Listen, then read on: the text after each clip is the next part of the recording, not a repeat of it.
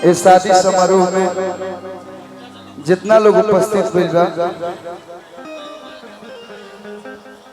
बड़े गार्जियन लोग, माई बहन चाची लोग, पीछे वालों, आगे बैठे सब भैया लोग, जितना लोग उपस्थित हुए बा सब लोग के हम अरविंद अकेला और आप लोग के कलुआ ए मन से एक बार बार बार प्रणाम करते हैं, गोड़ छू गोड़ लगाते हैं, एक बार जोरदार ताली बजा के आशीर्वाद देते लोग। और बड़ी खुशी के बात बा, बड़ी सौभाग्य के बात बा,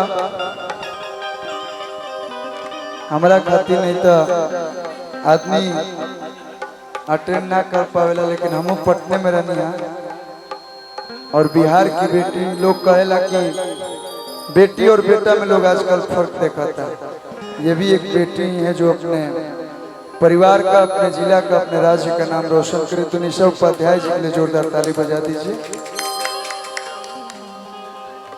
आज वहाँ के बड़ भाई के शादी में हमने क्या ही बने जाए, हम ना भोजपुरी के एक से बढ़ के एक कलाकार लोग, भोजपुरी के प्यार करे वाला लोग जो उपस्थित बा, बड़े भैया, बड़े गार्जियन, अभिमन्यु भी उपस्थित बानी, ये जैसे बार बार प्रणाम बा, एक बार जोरदार ताली बजा के स्वागत कर दी लोग।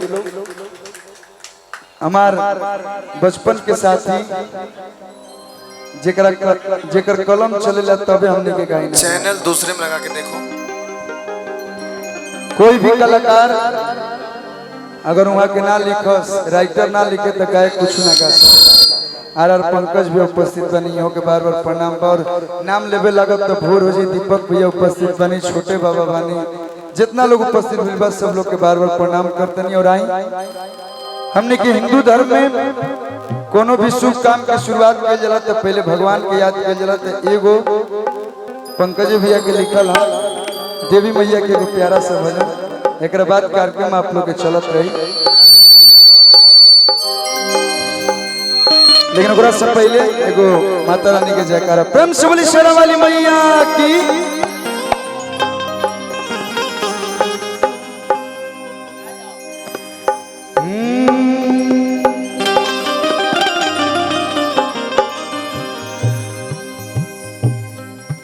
कि हमके अपन दास बनाला, कि हमके अपन दास बनाला, विनती करी हजार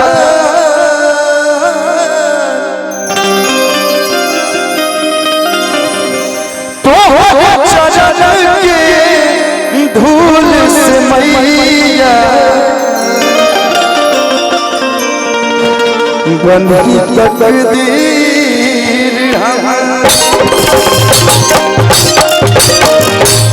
सिपाही चाचा कुछ दिन में रुआ मेडल लटका के चल गई, छोट होता है। बहुत सारा प्यार आशीर्वाद मन से स्वागत अभिनंदन।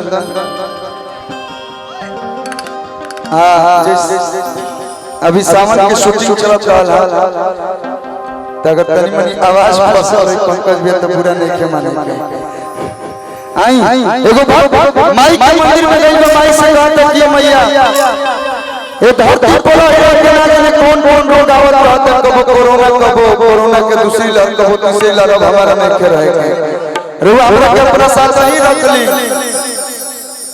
हम रोज साथे रह चाचा कैसे कोन भाव में कहत भैया कि अरे जी अंदर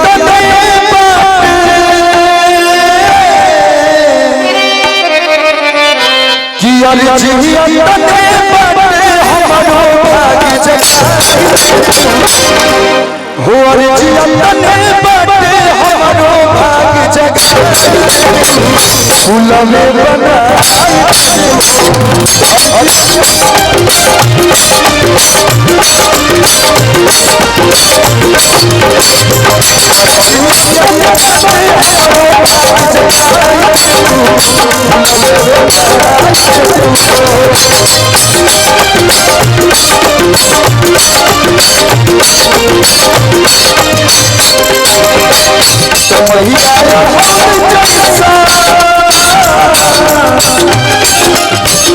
मैया हम जैसन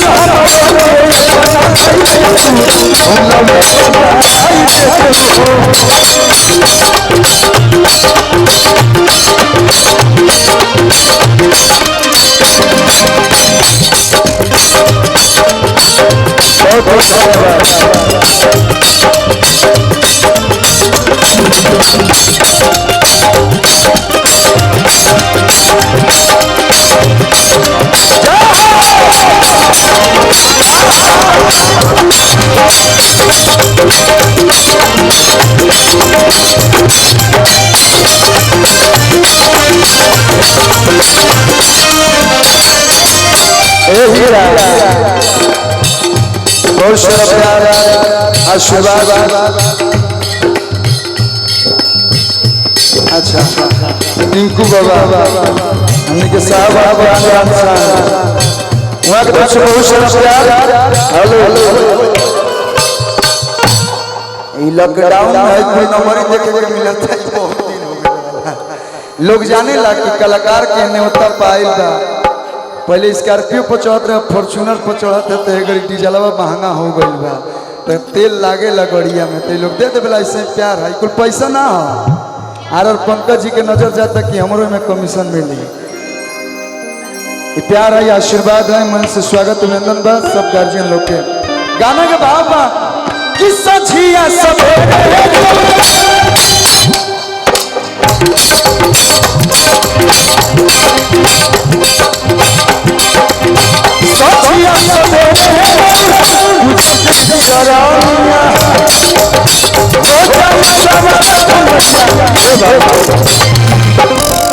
लॉकडाउन मतलब सब कुछ सुनही के लेके मिला। ऑर्केस्ट्रा नाच तो होई जाता। हमने के प्रोग्राम में बड़ी लफड़ो बा परमिशन नहीं के देते एसपीडीएम जगह जितेंद्र भैया बानी प्रणाम बा सुना नहीं आता तनी मनी दे में पॉपुलर हट होता तनी मनी देखी आई बनी जा कलाकार घरे कहीं प्रोग्राम करे नहीं जाए तनी मनी मस्ती मजाक होई त और जितना यूट्यूब वाला अलग अलग टाइटल मत दिहल तनी मनी डांस करे के मन करता हो जाओ तनी मनी हल्का सा।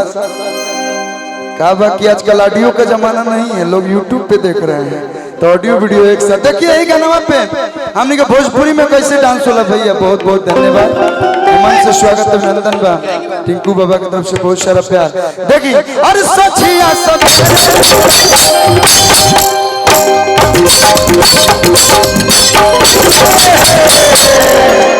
ऐसे करो तो हम जानते हैं माइक धके जाए नहीं तनी मनी ताली हल्का फुल्का बजाते हैं लोग कि अरे सचिया सब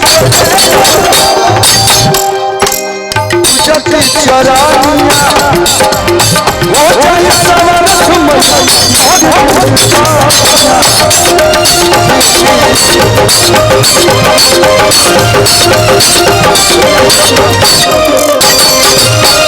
देखिए वो बुलावा चले आही बाता सचिया सवेरे चरानिया हो जाए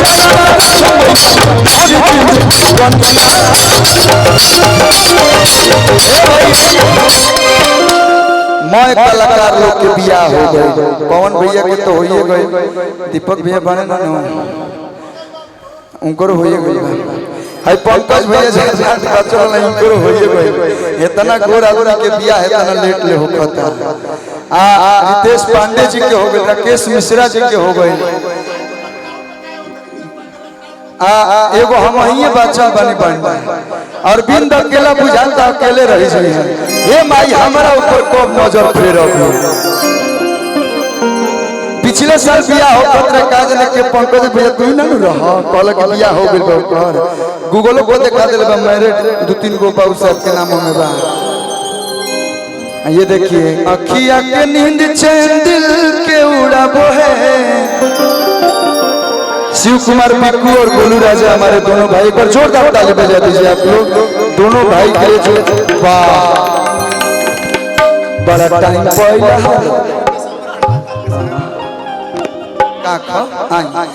कि मैया बताया बरसाई दे तू कहे कि माई पैसा रुपया भी मांगे भैया छोट रही तबे से कमाता नहीं, गाड़ी बंगला सब हो गलो, बस कमी बात तो है वो चीज के। जल्दी से हम अकेला से दुकेला हो जाए कि मैया कहला बताया बरसा लवे बनाई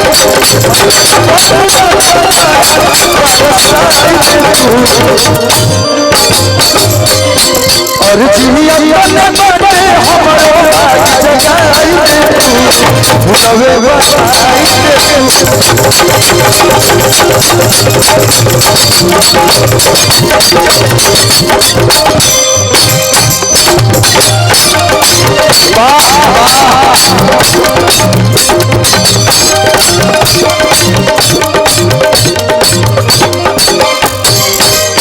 चलिए बहुत बहुत धन्यवाद आप।